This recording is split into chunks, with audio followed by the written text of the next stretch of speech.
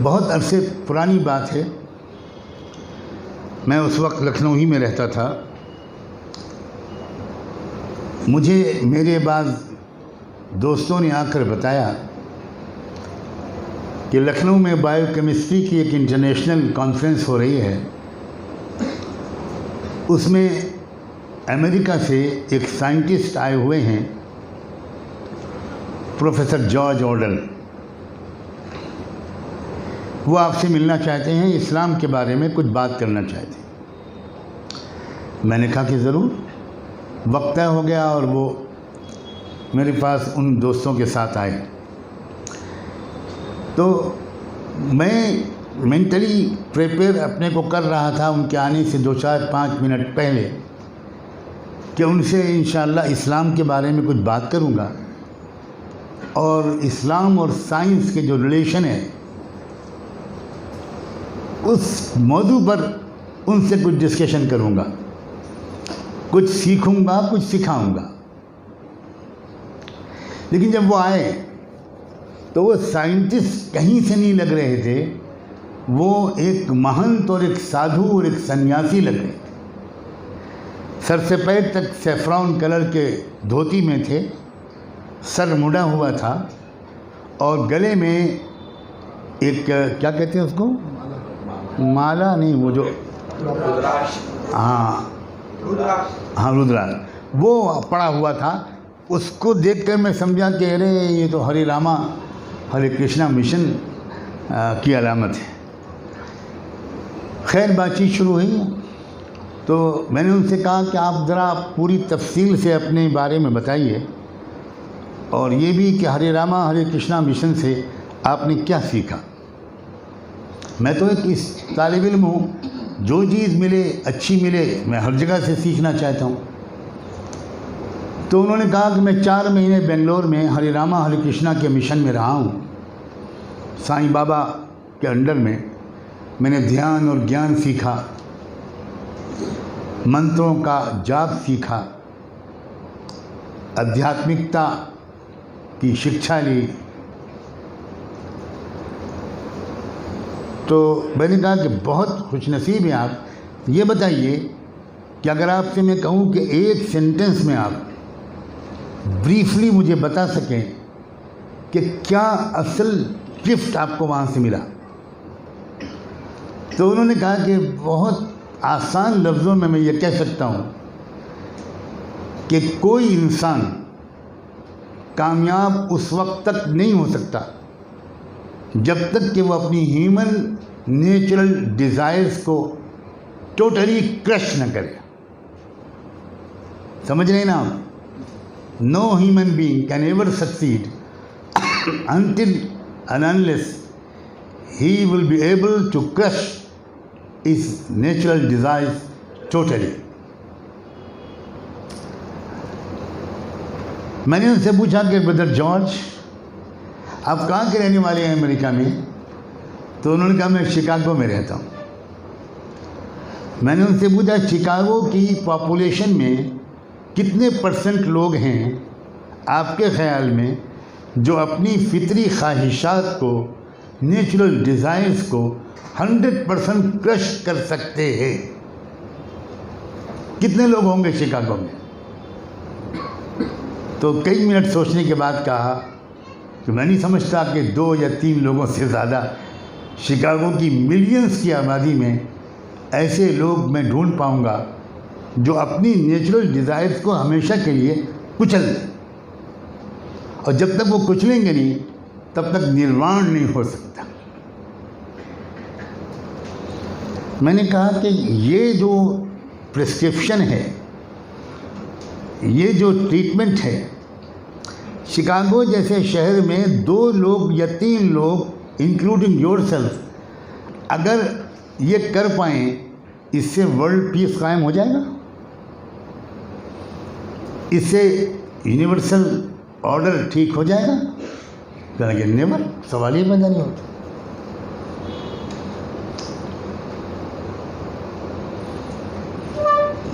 तो मैंने कहा कि फिर आप इसको कैसे एक्सेप्ट कर रहे हैं जब दुनिया के आम इंसान किसी नुस्खे पर अमल न कर सकें तो उसका क्या फ़ायदा। दो लोग सन्यासी बन गए तो उससे दुनिया में अमन और इंसाफ कायम नहीं हो सकता। कहने एब्सोल्युटली ट्रू। फिर उन्होंने कहा कि मैं इसीलिए तो आपके पास आया हूँ क्योंकि मैं पिछले 15-20 दिन से प्रॉफिट मोहम्मद की लाइफ हिस्ट्री पढ़ रहा हूँ और उससे मुझको ये लगा कि मुझे लगता है कि मुझे फर्दर तलाश करना चाहिए। और मैंने यहाँ लखनऊ में पूछा कि मैं किसी मुस्लिम स्कॉलर से मिलना चाहता हूँ, तो उन्होंने आपके पास ले आया और आपने ऐसा सवाल कर दिया और मैंने सच सच बता दिया। अब आप प्लीज़ गाइड करें कि क्या सलूशन है। मैंने उनसे कहा कि आपके पास कोई डायरी या नोटबुक है। उन्होंने फ़ौरन अपना बैग खोला, डायरी निकाली और मैंने उनसे कहा कि कॉलम बनाइए, 2 कॉलम बनाइए या 3 कॉलम बनाइए, 2 लाइंस ड्रॉ कीजिए, 3 कॉलम बन जाएंगे। पहले कॉलम में आप अपनी जो आपकी नेचुरल डिज़ायर्स हैं, जो हैबिट्स हैं, जो आदतें हैं अच्छी या बुरी, आप उनको लिखते चले जाइए विदाउट टेलिंग मी आप क्या लिख रहे हैं। वो लिखते रहे। मैं खामोश इंतज़ार करता रहा। मेरे ख्याल में शायद 20-25 मिनट के बाद कहने लगे, जितना मुझे याद आया मैंने लिख दिया। कितनी लिखी आपने? तो शायद 52 या 54 का फिगर बताया हो। क्या लिखा? मैंने कहा एक-एक करके पढ़ते जाइए। अब उन्होंने पढ़ना शुरू किया।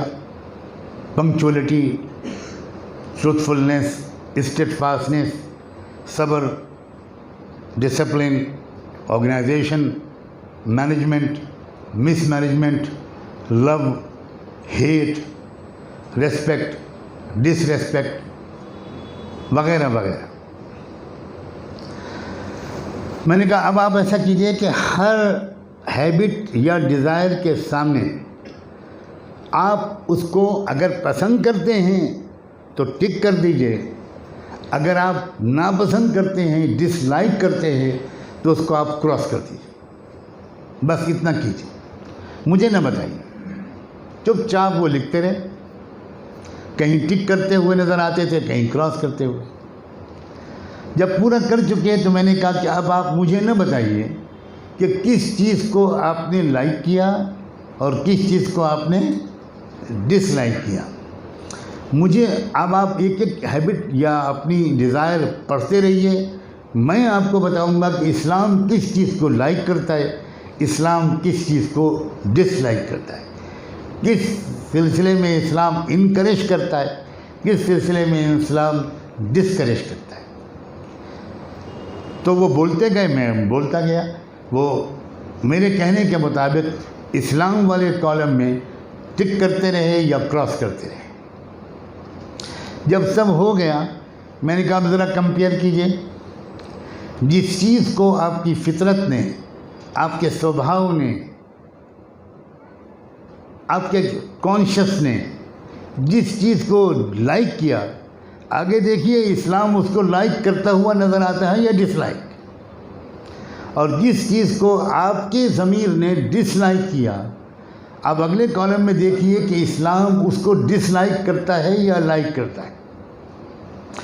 तो वो पूरा पढ़ने के बाद कहने लगे इट्स अमेजिंग, एब्सोल्युटली अमेजिंग। यानी जो फैसला मेरे अपने ज़मीर का है, मेरी फितरत का है, वही फैसला इस्लाम का है। एक जगह भी कंट्रास्ट नहीं है।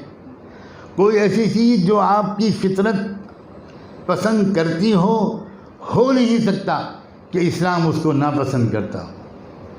और कोई ऐसी चीज़ जिसको आपकी फितरत नापसंद करती हो नहीं सकता कि इस्लाम उसको पसंद करता हो। इस्लाम बाहर से इम्पोज किए हुए डूज एंड डोंट्स का नाम नहीं है।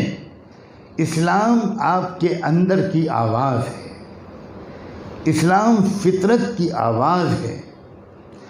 फितरत हया को पसंद करती है, बेहयाई को पसंद नहीं करती। फितरत सच को पसंद करती है, झूठ को पसंद नहीं करती। फितरत इंसाफ को पसंद करती है, जुल्म को पसंद नहीं करती। इसी तरह इस्लाम हया को पसंद करता है, बेहयाई को पसंद नहीं करता। सच को पसंद करता है, इंसाफ को पसंद करता है। नौजवानों, 2 घंटे की मेरी उनकी सीटिंग और नशिस्त था, और उसके बाद उसके नतीजा ये निकला कि प्रोफेसर जॉर्ज कहने लगे, ऐसा लगता है कि मैं हलाक होने से बच गया। सिर्फ इतना जुमला उन्होंने कहा, ऐसा लगता है कि मैं बर्बाद होने से बच गया। क्योंकि ये तो मुझे उनके मिलने से अंदाज़ा हुआ था कि उनकी तड़पती हुई प्यासी रूह हक़ को ढूंढ रही है, रूहानी सुकून की तलाश में है, और तलाश करने वाले को अल्लाह हिदायत दे ही देता है। चुनांचे वो मुझसे कहने लगे कि मैं अभी तो आपसे कोई प्रॉमिस नहीं करता, but I very humbly request you to please pray that may almighty show me the right path. बस मैं इतने ही कह सकता हूँ। वो चले गए। थोड़े दिन के बाद, एग्जैक्टली मुझे याद नहीं रहा कि कितने महीने के बाद या कितने हफ्तों के बाद, उन्होंने मुझे फ़ोन किया और उन्होंने कहा कि मैं Islamic community centre of Chicago में बैठा हूँ। ये जुमे का दिन था और मैंने अभी यहाँ जुमे की नमाज के बाद कलमा पढ़ा है और दामन मुस्तफ़ा थामा है, और मेरा नाम सईद अहमद रखा गया है। खुशी की बात यह है कि उन्होंने मुझसे कहा कि अब मैं मुतमईन हो गया, अब मुझे कंप्लीट परफेक्ट मुस्लिम बनना है, मैं क्या करूं। अल्लाह ने मुझे एक मशवरा देने की तौफीक दी, जिसकी तफसीलात में इस वक्त बयान करना गैर ज़रूरी समझता हूं। उस शख्स ने उस मशवरे पर अमल किया।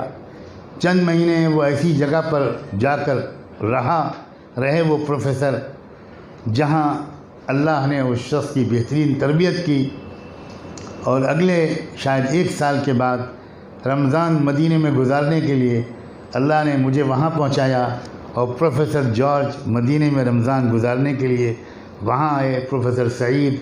और आपको हैरत होगी, 1 साल में वो 15 पारे के हाफिज़ हो चुके थे, और मस्जिद नबवी में तरावीह के बाद नफलें मैं उनके पीछे पढ़ता था।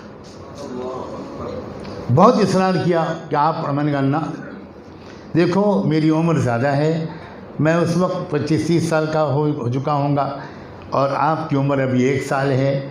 आपके आमाल नामे में शायद ही कोई गुनाह लिखा हो, मेरे आमाल नामे में बहुत गुनाह लिखे जा चुके। मदीने में आप नमाज़ पढ़ा दो, शायद उसकी बरकत से मेरी मग़फ़िरत हो जाए। आज उस शख्स के 4 लड़के हाफिज़ कुरान हैं, 2 लड़के आलिम और मुफ्ती हैं, और बहुत काम कर रहे हैं। शायद अब तक कई हज़ार लोग उनकी औलादों के ज़रिए, जिसमें लड़कियां भी हैं लड़के भी हैं, दामन मुस्तफ़ा तक पहुंच चुके हैं। इस्लाम की रोशनी उनके दिलों को रोशन कर चुकी है।